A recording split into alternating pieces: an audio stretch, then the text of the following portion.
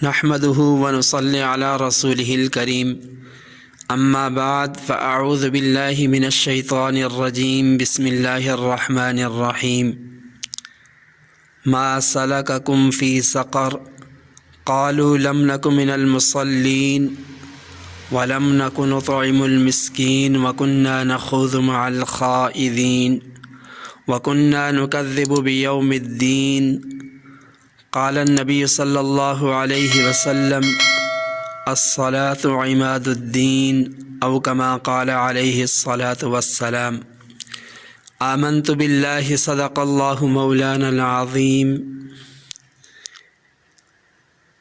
نماز اسلام کے بنیادی ارکان و فرائض میں سے ایک ہے۔ ایمان لانے کے بعد اور اسلام میں داخل ہونے کے بعد سب سے پہلا حکم جو ایک مسلمان کی طرف متوجہ ہوتا ہے وہ نماز ہے۔ قیامت کے دن سب سے پہلے نماز ہی کا حساب و کتاب ہوگا، اس لیے ہر عاقل بالغ مسلمان چاہے مرد ہو عورت ہو دن میں 5 مرتبہ نماز ادا کرنا فرض ہے۔ رسول اللہ صلی اللہ علیہ وسلم نے اسلام کے جو 5 بنیادی ارکان بتلائے ہیں ان میں بھی توحید و رسالت کی گواہی دینے کے بعد سب سے پہلا رکن نماز کا بیان فرمایا۔ قرآن کریم میں اللہ تعالیٰ نے 1 2 نہیں 10 20 نہیں بلکہ کئی مقامات پر ایمان والوں کو نماز قائم کرنے کا حکم دیا۔ قرآن کریم کے آغاز ہی میں سورہ بقرہ کے شروع ہی میں ابتدا ہی میں اللہ تعالیٰ نے ایمان والوں کی کچھ صفات بیان فرمائی۔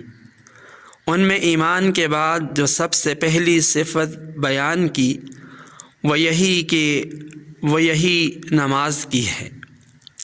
فرمایا الذین یؤمنون بالغیب ویقیمون الصلاۃ کہ ایمان والے وہ ہیں جو بن دیکھے ایمان لاتے ہیں اور نماز قائم کرتے ہیں۔ اسی طرح فرمایا الا المصلین الذین هم علی صلاتهم دائمون۔ اسی طرح 18ویں پارے میں فرمایا قد افلح المؤمنون الذین هم فی صلاتهم خاشعون۔ اس لیے صحیح ایمان والا وہی ہے جو پابندی کے ساتھ نماز ادا کرتا ہے، کیونکہ ایمان کے بعد سب سے پہلا حکم ہی نماز کا ہے۔ تو جو نماز نہیں پڑھتا اس نے اللہ تعالیٰ کا پہلا حکم نہیں مانا تو وہ صحیح ایمان والا کیسے ہو سکتا ہے اور وہ باقی دین پر عمل کیسے کر سکتا ہے؟ سامعین محترم، بعض لوگ رمضان المبارک میں تو بڑے ذوق شوق کے ساتھ نماز پڑھتے ہیں، لیکن رمضان کے بعد مسجد میں آنا ہی چھوڑ دیتے ہیں، حالانکہ نماز تو سارا سال فرض ہے۔ نماز کی چھٹی تو پوری زندگی میں 1 دن بھی نہیں ہے۔ حتیٰ کہ اگر کوئی بیمار ہے اس کے لیے نماز میں کھڑا ہونا دشوار ہے تو اس کو بھی حکم ہے کہ بیٹھ کر نماز پڑھ لے۔ بیٹھ کر نماز نہیں پڑھ سکتا تو لیٹ کر پڑھ لے، اور اتنا لاچار ہے اتنا بیمار ہے کہ ہاتھ بھی نہیں ہلا سکتا تو اسے شریعت کی طرف سے حکم ہے کہ اشاروں سے نماز پڑھ لے، لیکن اس حالت میں بھی نماز معاف نہیں ہے۔ یہی وجہ ہے کہ نماز کسی بھی صورت میں معاف نہیں ہے۔ حضرات صحابہ کرام فرماتے ہیں کہ ہم حضور علیہ السلام کے مبارک دور میں دیکھتے تھے کہ کسی منافق کو بھی نماز چھوڑنے کی جرت نہیں ہوتی تھی، اور اگر کوئی آدمی بیمار ہوتا اور 2 آدمیوں کے سہارے مسجد میں آ سکتا تھا تو وہ بھی 2 آدمیوں کے سہارے مسجد میں آ کر جماعت کے ساتھ نماز پڑھا کرتا تھا۔ لیکن آج حقیقت یہ ہے کہ آج کا مسلمان اس دور کے منافقین سے بھی گیا گزرا ہے، جسے کوئی عذر نہ ہو، کوئی بیماری نہ ہو، پھر بھی اسے نماز کی کوئی پرواہ نہیں ہوتی۔ ایک مرتبہ حضرت عمر فاروق رضی اللہ تعالی عنہ نے اپنے زمانہ خلافت میں اپنے گورنروں کو یہ خط لکھا کہ میرے نزدیک تمہارے تمام کاموں میں، تمام ذمہ داریوں میں سب سے اہم چیز نماز ہے، کیونکہ جو نماز کو قائم کرے گا وہ باقی دین کو بھی قائم کرے گا، اور جس نے نماز کو ضائع کیا وہ دین کے باقی کاموں کو بھی ضائع کرے گا۔ نماز کی اہمیت و فضیلت کے متعلق آقا دو جہاں سرور کونین صلی اللہ علیہ وسلم کا یہ ارشاد سماعت فرمائے۔ نبی پاک صلی اللہ علیہ وسلم نے فرمایا الصلاۃ عماد الدین، کہ نماز دین کا ستون ہے، اور آپ اچھی طرح جانتے ہیں کہ اگر کوئی عمارت ستون کے اوپر کھڑی ہو تو اگر اس ستون کو گرا دیا جائے تو وہ عمارت اپنا وجود کھو بیٹھتی ہے، وہ عمارت بھی گر جاتی ہے۔ اسی طرح اللہ کے نبی صلی اللہ علیہ وسلم نے نماز کو بھی دین کا ستون قرار دیا کہ دین کی عمارت اس نماز کے ستون کے اوپر کھڑی ہے، اس لیے جس نے نماز کو چھوڑ دیا گویا اس نے اپنے دین کے ستون کو گرا دیا، اب اس کا دین قائم نہیں رہ سکتا۔ نماز کی اہمیت کا اندازہ اس سے بھی لگایا جا سکتا ہے کہ اسلام کے باقی تمام احکامات نبی پاک صلی اللہ علیہ وسلم کو فرش پر عطا کیے گئے، لیکن نماز ایک ایسا حکم ہے، ایک ایسی عبادت ہے جو رب العالمین نے اپنے نبی کو معراج کی رات عرش پر عطا کیا۔ پھر یہی نماز اللہ تعالیٰ کے قرب کا، اللہ تعالیٰ کی رضا خوشنودی کا سب سے بڑا ذریعہ ہے۔ علماء نے لکھا ہے کہ انسان سب سے زیادہ اپنے رب کے قریب اس وقت ہوتا ہے جب وہ سجدے کی حالت میں ہوتا ہے۔ ہر نماز کا ہر سجدہ مسلمان کو اس کے رب کے قریب کرتا ہے۔ تو اندازہ کریں کہ جو مسلمان 5 وقت نماز پڑھتا ہے، ایک ایک نماز میں کئی رکعت پڑھتا ہے اور ایک ایک رکعت میں 2 سجدے کرتا ہے، تو وہ کتنا اپنے رب کے قریب ہوتا ہے، اسے کتنا اللہ تعالیٰ کی رضا خوشنودی حاصل ہوتی ہے۔ پھر یہی نماز اللہ تعالیٰ سے اس کی ملاقات اور مناجات کا ذریعہ ہے کہ جب بندہ چاہے کہ میں اپنے رب سے ملاقات کر لوں، اس سے بات چیت کر لوں، تو اس کا طریقہ یہ ہے کہ نماز کی نیت باندھ کر کھڑا ہو جائے، تو یہ رب تعالیٰ سے ملاقات اور مناجات شروع ہو گئی۔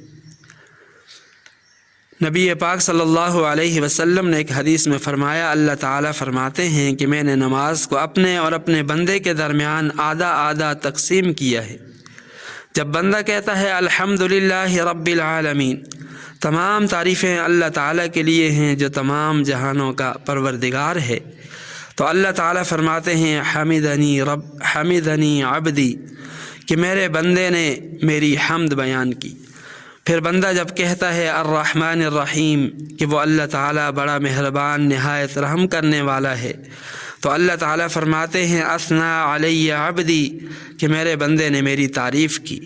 پھر بندہ جب کہتا ہے مالک یوم الدین، کہ وہ اللہ تعالیٰ روز جزا کا مالک ہے، تو اللہ تعالیٰ فرماتے ہیں مجدنی عبدی، کہ میرے بندے نے میری بزرگی بیان کی۔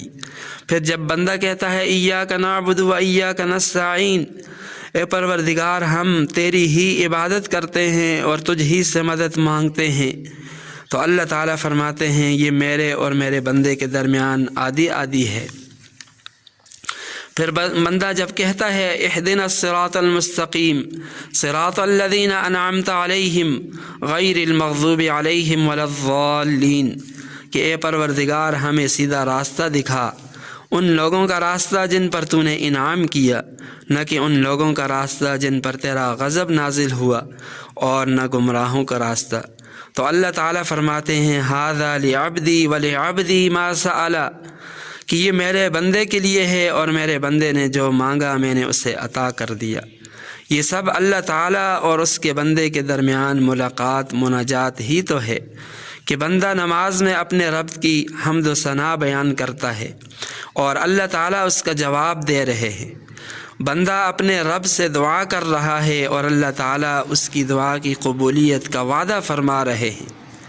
سامعین محترم، جس طرح نماز قائم کرنے کے بڑے فضائل ہیں، بڑا اجر و ثواب ہے، اسی طرح ترک نماز کا وبال اور گناہ بھی بہت زیادہ ہے۔ میں نے پہلے عرض کیا کہ قیامت کے دن سب سے پہلے نماز کا حساب و کتاب ہوگا۔ اگر آدمی نماز کے حساب و کتاب میں پاس ہو گیا تو باقی اعمال کے حساب و کتاب میں بھی وہ پاس ہو جائے گا اور وہ کامیاب ہوگا، کامران ہوگا۔ اور اگر خدا نخواستہ نماز کے حساب و کتاب میں فیل ہو گیا تو باقی اعمال کے حساب و کتاب میں بھی وہ فیل ہو جائے گا اور پھر ناکام اور نامراد ہوگا۔ قرآن کریم میں ایک مقام پر اللہ تعالیٰ نے اہل جنت اور اہل جہنم کا مکالمہ ذکر کرتے ہوئے فرمایا، ما سلککم فی سقر۔